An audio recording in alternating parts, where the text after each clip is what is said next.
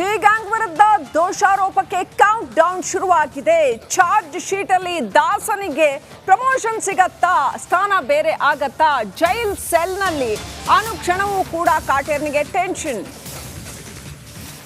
ದೋಷಾರೋಪ ಪಟ್ಟಿ ಸಲ್ಲಿಕೆನಲ್ಲಿ ಏನೇನಿರುತ್ತೆ, ದರ್ಶನ್ ಯಾವ ಪೊಸಿಷನ್ಗೆ ಮೂವ್ ಆಗ್ತಾರೆ, ಅಂದ್ರೆ ಆರೋಪಿ ನಂಬರ್ 1 ಆಗ್ತಾರಾ ಅನ್ನುವಂಥ ಒಂದು ಅನುಮಾನ ಬಹಳ ದಟ್ಟವಾಗಿರ್ತಕ್ಕಂಥದ್ದು. ಸೊ ಚಾರ್ಜ್ ಶೀಟ್ ಸಲ್ಲಿಕೆ ಮಾಡೋದಕ್ಕೆ ಖಾಕಿ ಎಲ್ಲ ಸಿದ್ಧತೆಗಳನ್ನು ಮಾಡ್ತಾ ಇದೆ. ಇದು ಮೊದಲನೇ ಚಾರ್ಜ್ ಶೀಟ್ ಆಗುತ್ತೆ. ಆ ನಂತರ ಇನ್ನೊಂದು ಚಾರ್ಜ್ ಶೀಟ್ ಕೂಡ ಸಲ್ಲಿಕೆ ಮಾಡಲಾಗತ್ತೆ ಅಂತ ಕೂಡ ಹೇಳಲಾಗ್ತಾ ಇದೆ 2 ತಿಂಗಳ ನಂತರದಲ್ಲಿ. ಆದರೆ ಈಗ ಮೊದಲನೇ ಚಾರ್ಜ್ ಶೀಟಲ್ಲಿ ಏನಿರುತ್ತೆ ಅಂತ, ಯಾಕೆ ಚಾರ್ಜ್ ಶೀಟು ಕುತೂಹಲ ಕೆರಳಿಸ್ತಾ ಇದೆ ಅಂದರೆ, ಇಷ್ಟರವರೆಗೆ ಪೊಲೀಸರು ಸಂಗ್ರಹ ಮಾಡಿರ್ತಕ್ಕಂಥ ಸಾಕ್ಷಿಗಳ ಮುಖಾಂತರ ಕೋರ್ಟಿಗೆ ಏನಂತ ಪ್ರೊಡ್ಯೂಸ್ ಮಾಡ್ತಾರೆ, ಏನೆಲ್ಲ ಹೇಳ್ತಾರೆ, ಈ ಕೇಸಲ್ಲಿ ಏನಾಗಿದೆ, ಪೊಲೀಸ್ ವರ್ಷನ್ ಏನು ಅನ್ನೋದು ಕ್ಲಿಯರ್ ಆಗಿ ಗೊತ್ತಾಗತ್ತೆ. ಹಾಗಾಗಿ ಚಾರ್ಜ್ ಶೀಟ್ ತುಂಬ ಇಂಪಾರ್ಟೆಂಟ್ ಆಗುತ್ತೆ.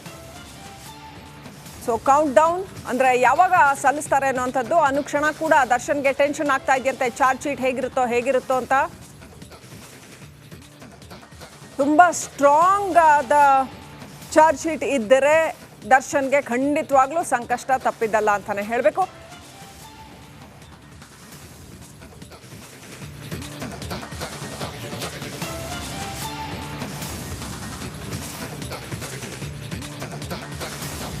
ಈ ಕುತೂಹಲ ಇರೋದು ದರ್ಶನ್ ಚಾರ್ಜ್ ಶೀಟ್ ಹೇಗಿರುತ್ತೆ, ಎಷ್ಟು ಸ್ಟ್ರಾಂಗ್ ಆಗಿ ಹಾಕಿರ್ತಾರೆ ಪೊಲೀಸರು ಅನ್ನೋಂಥದ್ದು. ಇಷ್ಟು ದಿನ ಎಷ್ಟೊಂದು ಇಂಟೆನ್ಸ್ ಆಗಿ ತನಿಖೆ ಮಾಡಿದ್ರು ಅನ್ನೋದನ್ನ ನೋಡಿದ್ವಿ. ತೀವ್ರವಾದ ವಿಚಾರಣೆ, ಸಾಕ್ಷ್ಯ ಸಂಗ್ರಹ, ಮಾಹಿತಿ ಸಂಗ್ರಹ ಎಲ್ಲ ಮಾಡಿದ್ರು. ಈಗ ನೋಡಿ, ಬ್ರೇಕಿಂಗ್ ಅಪ್ಡೇಟ್ ಬರ್ತಾ ಇದೆ. ಸೆಲ್ನಲ್ಲಿರೋ ಅಯ್ಯಾಗೆ ಆಪ್ತರಿಂದಲೇ ಕಂಟಕ. ರಿಪಬ್ಲಿಕ್ನಲ್ಲಿ ಚಾರ್ಜ್ ಶೀಟ್ ಇನ್ಸೈಡ್ ಸ್ಟೋರಿ. 10ಕ್ಕೂ ಹೆಚ್ಚು ಆಪ್ತರೇ ಈಗ ಕಾಟೇರಾಗೆ ಕಂಟಕ ಆಗ್ಬಿಟ್ಟಿದ್ದಾರಾ? 10ಕ್ಕೂ ಹೆಚ್ಚು ದರ್ಶನ್ ಆಪ್ತರು 164 ಹೇಳಿಕೆ ದಾಖಲಿಸಿದ್ದಾರೆ, ಜಡ್ಜ್ ಮುಂದೆ ಹೇಳಿಕೆ ದಾಖಲಿಸಿದ್ದಾರೆ. ಸೊ ಆ ಹೇಳಿಕೆಗಳು ದರ್ಶನ್ಗೆ ಮುಳುವಾಗಲಿದೆಯಾ?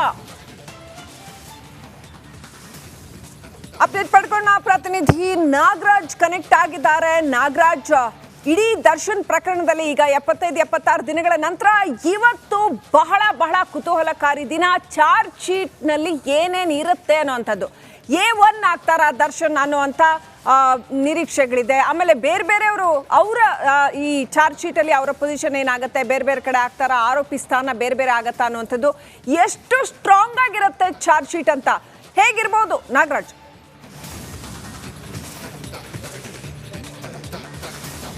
ಶ್ರೀಲಕ್ಷ್ಮಿ, ಏನು ಈಗ ಲಭ್ಯ ಆಗ್ತಾರೋ ಮಾಹಿತಿಗಳ ಪ್ರಕಾರ ಇನ್ನೇನು ಕೌಂಟ್ ಡೌನ್ ಶುರುವಾಗಿದೆ. ಶೀಘ್ರದಲ್ಲೇ ಒಂದು ಚಾರ್ಜ್ ಶೀಟನ್ನು 24ನೇ ACMM ನ್ಯಾಯಾಲಯಕ್ಕೆ ಸಬ್ಮಿಟ್ ಮಾಡಲಾಗುತ್ತೆ. ಇದರಲ್ಲಿ ಬಹಳಷ್ಟು ಸಾಕ್ಷ್ಯಗಳು, ಜೊತೆಗೆ ಹಲವು ಹೇಳಿಕೆಗಳು, ಜೊತೆಗೆ 40ಕ್ಕೂ ಹೆಚ್ಚು 164 ಹೇಳಿಕೆಗಳನ್ನು ದಾಖಲು ಮಾಡಿರ್ತಕ್ಕಂಥದ್ದು. ಇದರಲ್ಲಿ ಪ್ರಮುಖವಾಗಿ ದರ್ಶನ್ ಆಪ್ತ ವಲಯದ 10ಕ್ಕೂ ಹೆಚ್ಚು ಜನರ ಒಂದು 164 ಹೇಳಿಕೆ ದಾಖಲಾಗಿದೆ. ಅವ್ರ ಮನೆಯಲ್ಲಿ ಕೆಲಸ ಮಾಡ್ತಕ್ಕಂಥ 3 ಇರ್ಬೋದು, ಅವರಿಗೆ 40 ಲಕ್ಷ ಹಣ ಕೊಟ್ಟಿದ್ದಂಥ ಮೋಹನ್ ರಾಜ್ ಇರ್ಬೋದು, ನಟರಾದ ಚಿಕ್ಕಣ್ಣ, ಯಶಸ್ ಸೂರ್ಯ ಇರ್ಬೋದು, ಇವರು ಏನು ದರ್ಶನ್ ಆಪ್ತ ಬಳಗದಲ್ಲಿ ಗುರುತಿಸಿಕೊಂಡಿದ್ದಂಥ ಇವರನ್ನು ಸಹ, ಅವರ ಆತ್ಮೀಯರನ್ನು ಸಹ ಪ್ರಮುಖ ಸಾಕ್ಷಿಗಳಾಗಿ ಪೊಲೀಸರು ಮಾಡಿರೋದು ಒಂದು ಕಡೆ. ಆದರೆ ಈ ಒಂದು ಪ್ರಕರಣದಲ್ಲಿ ಸಾಕ್ಷಿಗಳನ್ನು ನಾಶ ಮಾಡಲಿಕ್ಕೆ ಪ್ರಯತ್ನ ಪಟ್ಟಿದ್ದಂಥ 4 ಜನ ಏನು ತುಮಕೂರು ಜೈಲಿನಲ್ಲಿದ್ದಾರೆ, ಅವರುಗಳನ್ನು ಸಹ CRPC 164 ಅಡಿಯಲ್ಲಿ ಹೇಳಿಕೆಗಳನ್ನು ದಾಖಲಿಸಿ ಅವರನ್ನು ಸಹ ಸಾಕ್ಷಿಗಳನ್ನಾಗಿ ಮಾಡಿರ್ತಕ್ಕಂಥದ್ದು. ಒಟ್ಟಾರೆಯಾಗಿ ಈ ಒಂದು ಪ್ರಕರಣದಲ್ಲಿ ಹಲವು 10 ಸಾಕ್ಷ್ಯಗಳು, ಜೊತೆಗೆ FSL ರಿಪೋರ್ಟ್ಗಳು, ಇನ್ಸ್ಟಾಗ್ರಾಮ್ನಿಂದ ರೇಣುಕಾಸ್ವಾಮಿ ಮಾಡಿದ್ದಂಥ ಮೆಸೇಜ್ಗಳು, ಇವುಗಳೆಲ್ಲವನ್ನು ರಿಟ್ರೀವ್ ಮಾಡಿರ್ತಕ್ಕಂಥ ಪೊಲೀಸರು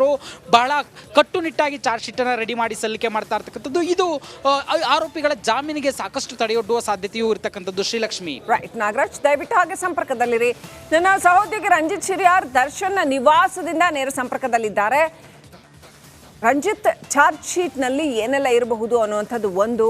ದರ್ಶನ್ ನಿವಾಸದ ಬಳಿ ಇದ್ದೀರಿ, ಅನೇಕ ಸಾಕ್ಷ್ಯ ಸಂಗ್ರಹ ಅಲ್ಲೂ ಕೂಡ ಆಗಿದೆ. ದರ್ಶನ್ ಅವರ ಬಟ್ಟೆಗಳಿರಬಹುದು, ಇನ್ನೂ ಅನೇಕ ಬಗೆಯ ಸಾಕ್ಷ್ಯ ಸಂಗ್ರಹ. ಈಗ ಅಲ್ಲಿ ಪರಿಸ್ಥಿತಿ ಹೇಗಿದೆ ಒಂದು. ಎರಡನೇದು, ಚಾರ್ಜ್ ಶೀಟ್ ಸಲ್ಲಿಕೆ ಆಗುವಂಥ ನಿರೀಕ್ಷೆ ಮತ್ತು ಅದರ ಪ್ರಾಮಿನೆನ್ಸ್ ಏನೆಲ್ಲ ಆಗುತ್ತೆ ಚಾರ್ಜ್ ಶೀಟ್ ಸಲ್ಲಿಕೆ ಆದ ನಂತರ. ನಿಮ್ಮ ಹತ್ರ ಏನೆಲ್ಲ ಇದೆ ಅಪ್ಡೇಟ್?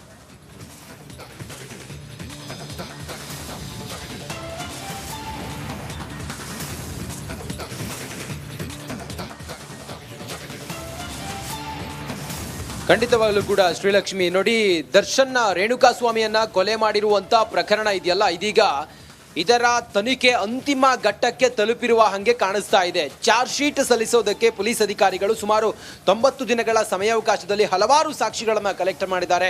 164 ದಾಖಲೆಗಳನ್ನ ದಾಖಲಿಸಿಕೊಂಡಿದ್ದಾರೆ. ಸುಮಾರು 4,500 ಪುಟಗಳ ಈ ಚಾರ್ಜ್ ಶೀಟ್ ವರದಿ ಏನಿದೆ ಅದರಲ್ಲಿ ಸವಿಸ್ತಾರವಾಗಿ ಕೆಲ ಟೆಕ್ನಿಕಲ್ ಎವಿಡೆನ್ಸ್ಗಳಿದ್ದಾವೆ, ಕೆಲವು CCTV ಫೂಟೇಜ್ನ DVRಗಳಿದ್ದಾವೆ ಮತ್ತು ಕೆಲವು ಈ ರೇಣುಕಾ ಸ್ವಾಮಿಯನ್ನ ಕೊಲೆ ಮಾಡಿದಾಗ ಆತನನ್ನು ಬರ್ಬರವಾಗಿ ಕೊಲೆ ಮಾಡಿದಾಗ ಆತನ ದೇಹದ ಮೇಲಿದ್ದಂತಹ ಗಾಯದ ಗುರುತುಗಳು, ಪೋಸ್ಟ್ ಮಾರ್ಟಮ್ ರಿಪೋರ್ಟ್ ಸೇರಿದಂತೆ ನೂರಾರು ಸಾಕ್ಷಿಗಳು, ಸುಮಾರು 200ಕ್ಕೂ ಹೆಚ್ಚು ಸಾಕ್ಷಿಗಳು ಅಂತ ಹೇಳ್ತಾ ಇದ್ದಾರೆ. ನೋಡಿ, ನಮ್ಮ ಕಲೀಗ ಮಂಜು ಈಗ ಪ್ಯಾನ್ ಮಾಡಿ ತೋರಿಸ್ಬೇಕು. ನಾನಿರುವಂಥ ಈ ಸ್ಥಳ ಇದೆಯಲ್ಲ, ಇದು ದರ್ಶನ್ ನಿವಾಸಕ್ಕೆ ಬಂದಂಥ ಪೊಲೀಸ್ ಅಧಿಕಾರಿಗಳ ತಂಡ ಇಲ್ಲಿ ಮನೆಯನ್ನು ಕೂಡ ಮಹಜರ್ ಮಾಡಿದ್ರು. ಮನೆಯ CCTV ಫುಟೇಜ್ಗಳನ್ನು ಕೂಡ ತೆಗೆದುಕೊಂಡಿದ್ರು, DVRಗಳನ್ನು ತೆಗೆದುಕೊಂಡಿದ್ರು. ದರ್ಶನ್ ರೇಣುಕಾ ಸ್ವಾಮಿಯನ್ನ ಕೊಲೆ ಮಾಡಿ ಈ ಮನೆಗೆ ಬಂದಿದ್ರು. ಮನೆಗೆ ಬಂದು ತಾವು ಧರಿಸಿದಂತಹ ಬಟ್ಟೆ, ಹಾಗೆ ತಾವು ಬಳಸಿದಂಥ ವಾಹನ, ಮತ್ತೆ ತಮ್ಮ ಶೂ ಮತ್ತೊಂದು ಎಲ್ಲವನ್ನು ಕೂಡ ಇಲ್ಲಿ ವಾಶ್ಗೆ ಹಾಕಿದ್ರು. ಇದೆಲ್ಲವನ್ನು ಕೂಡ ಪೊಲೀಸ್ ಅಧಿಕಾರಿಗಳು ಮಹಜರು ಪ್ರಕ್ರಿಯೆ ವೇಳೆ ಕಲೆಕ್ಟ್ ಮಾಡಿದ್ದಾರೆ. CCTV ಫುಟೇಜನ್ನು ಕಲೆಕ್ಟ್ ಮಾಡಿದ್ದಾರೆ. ಇದೆಲ್ಲವೂ ಕೂಡ ಬಹಳ ಪ್ರಮುಖವಾದ ಸಾಕ್ಷಿಯಾಗುತ್ತೆ. ಈಗ ಪೊಲೀಸರು ಸಲ್ಲಿಸುವಂತ ಚಾರ್ಜ್ ಶೀಟ್ ನಲ್ಲಿ ಇದೆಲ್ಲವನ್ನ ಉಲ್ಲೇಖ ಮಾಡ್ತಾರೆ.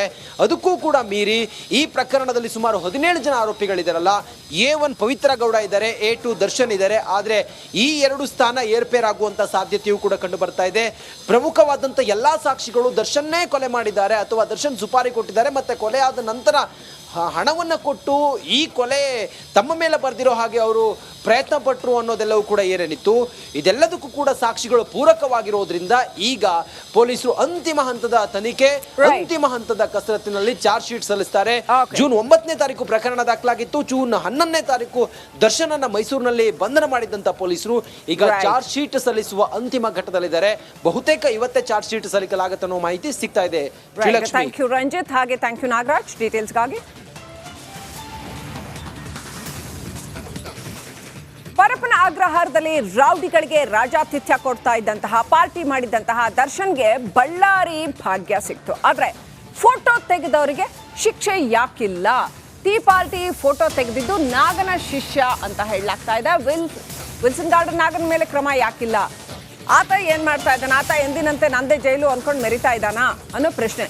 ನಾಗನ ವಿರುದ್ಧ ಕ್ರಮಕ್ಕೆ ಪೊಲೀಸರಿಗೆ ಹಾಗಾದ್ರೆ ಭಯನಾ?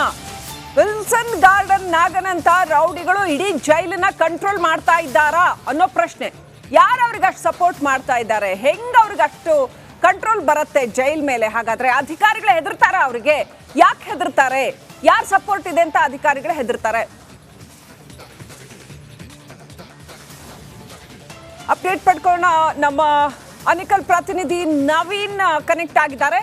ನವೀನ್, ಅವತ್ತು ದರ್ಶನ್ ಬಗ್ಗೆ ಬೇಕಾದಷ್ಟು ಮಾತಾಡ್ಬಿಟ್ವಿ ನಾವು, ಮಾಧ್ಯಮದವರು ಎಲ್ಲರೂ ಮಾತನಾಡಿದ್ರು. ಅಷ್ಟೇ ಡೇಂಜರಸ್ ಇನ್ನೊಂದು ವಿಚಾರ ಏನಂತಂದ್ರೆ, ಈ ವಿಲ್ಸನ್ ಗಾರ್ಡನ್ ನಾಗ